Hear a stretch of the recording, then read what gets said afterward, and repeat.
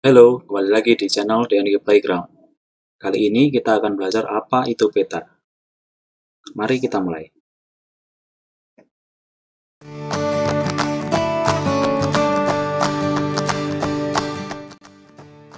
Pernah nggak sih kita memakai aplikasi Google Maps?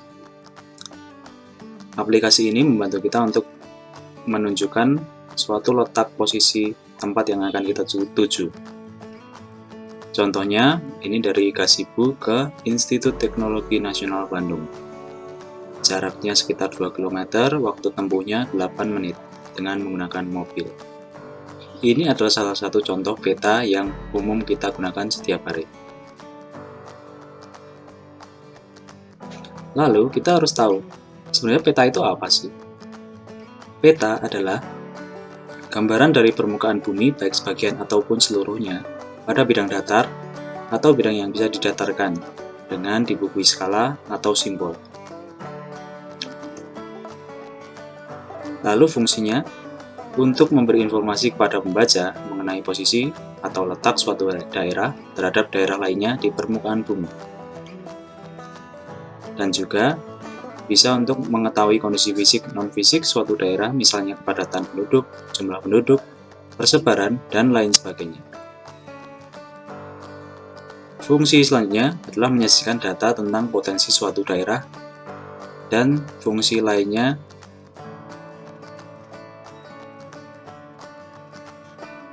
lalu macam-macam peta itu apa aja sih? Yang paling umum adalah peta umum atau peta ikhtisar. Di dalam contoh, ini adalah peta Kota Bandung. Di peta ini kita bisa melihat Kota Bandung, pembagian kecamatannya, lalu keterangannya atau legendanya dari Kota Bandung ini sendiri. Di pojok kiri bawah juga ada skala, ada orientasi arah utara juga. Ini adalah menunjukkan kalau ini adalah peta umum ikhtisar. Macam peta lainnya adalah peta kontur. Peta kontur berbeda dengan peta ikhtisar. Peta kontur menunjukkan beda tinggi suatu titik di dalam peta. Jadi, ini terdapat garis kontur dalam peta tersebut, jadi menunjukkan titik di atas sini 100 meter lebih tinggi dibanding titik di bawah sini 40 meter. Peta kontur juga disebut peta topografi. Selanjutnya ada peta toponimi. Peta toponimi itu peta yang dibuat secara khusus untuk menunjukkan kondisi fisik non-fisik dari suatu peta. Ini adalah peta kendaraan bermotor. Jadi semakin hijau warna petanya berarti di daerah tersebut kendaraan bermotornya semakin banyak. Contoh, di Buah Batu, kendaraan bermotor lebih banyak daripada di Gede Bage. Ini adalah peta kendaraan bermotor di Bandung, Kota Bandung. Lalu apa aja sih unsur-unsur yang harus ada pada peta?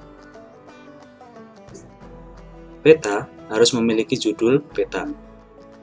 Sebagai penunjuk, peta tersebut adalah peta daerah mana. Selain itu ada skala peta yang menunjukkan perbandingan antara jarak pada peta dengan jarak sebenarnya. Selanjutnya ada tanda orientasi untuk menunjukkan arah utara. Selanjutnya ada legenda yang menunjukkan keterangan dari simbol-simbol pada peta. Misalkan hijau ini artinya apa, persawahan, atau yang biru ini adalah laut, dan lain sebagainya. Selanjutnya ada sumber dan tahun pembuatan peta. Hal ini diperlukan untuk memberi tahu pembaca kapan peta itu dibuat agar sesuai dengan kebutuhan pembaca. Selanjutnya ada inset peta. Ini bagian gambaran besar dari peta. Jadi semakin luas. Ini peta Kalimantan. Semakin kecil ini bagian Kalimantan Selatan. Semakin kecil adalah ini peta Banjarmasin dan Banjarbaru di dalam sini. Yang selanjutnya ada garis astronomi untuk menunjukkan lokasi suatu titik.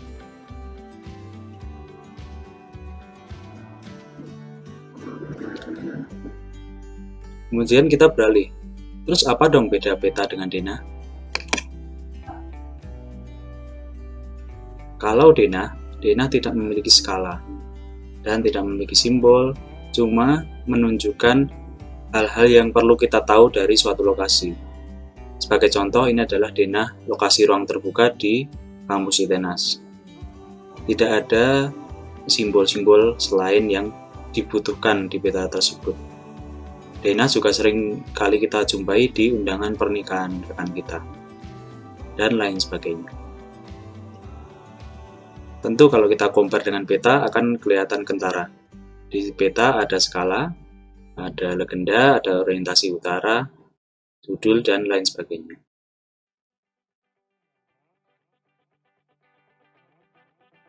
Lalu bagaimana sih cara membuat peta?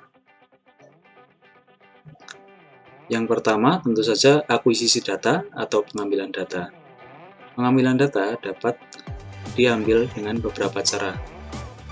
Salah satunya adalah pemetaan terestris, yaitu pengukuran menggunakan total station atau teodolit.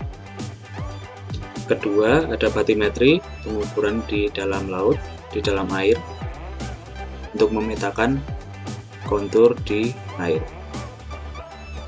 Selanjutnya ada foto udara, yang bisa digunakan sebagai pengganti peta. Ini adalah macam-macamnya. Macam-macam pengambilan data atau akuisisi data. Selanjutnya, pengolahan data.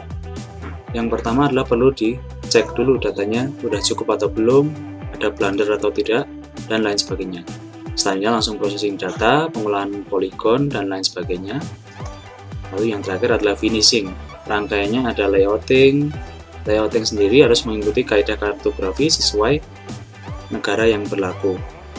Kalau di kita sudah diatur oleh BIG, Badan Informasi Geospasial. Yang terakhir adalah diposting atau dicetak peta tersebut sesuai kebutuhan pengguna. Selanjutnya, di mana kita bisa belajar bidang keilmuan pembuatan peta? Salah satunya adalah di Institut Teknologi Nasional Bandung atau ITENAS. Di sini ada program studi teknik geodesi yang khusus untuk pemetaan.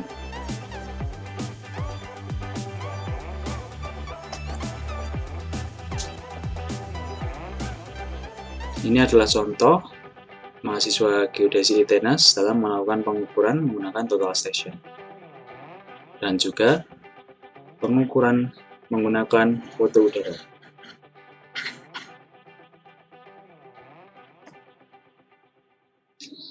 Terima kasih sudah menyimak penjelasan apa itu peta dari DNG Playground. Sampai jumpa di video-video selanjutnya. Feel free to comment, like, and subscribe to my channel to get more updates from the playground by me.